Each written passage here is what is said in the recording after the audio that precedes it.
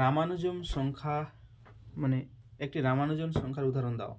1729। কেন এই সংখ্যাটিকে রামানুজন সংখ্যা বলা হয় বা এই সংখ্যার বিশেষত্ব কি, মানে এই টাইপের প্রশ্ন ভাইভাতে অনেক সময় জিজ্ঞাসা করে।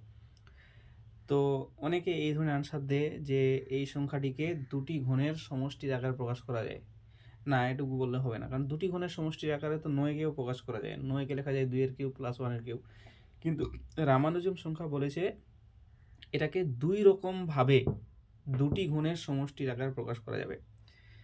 তো এই রকম সংখ্যাগুলোর বিশেষত্ব এটি যে এই সংখ্যাগুলোকে দুই রকমভাবে দুটি গুণের সমষ্টির আকারে প্রকাশ করা যায়।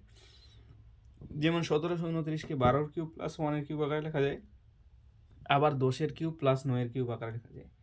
তো এমন সংখ্যা যাদেরকে দুই রকমভাবে দুটি গুণের সমষ্টির আকারে লেখা যায় সেই সংখ্যাগুলোকে আমরা বলবো রামানুজন সংখ্যা।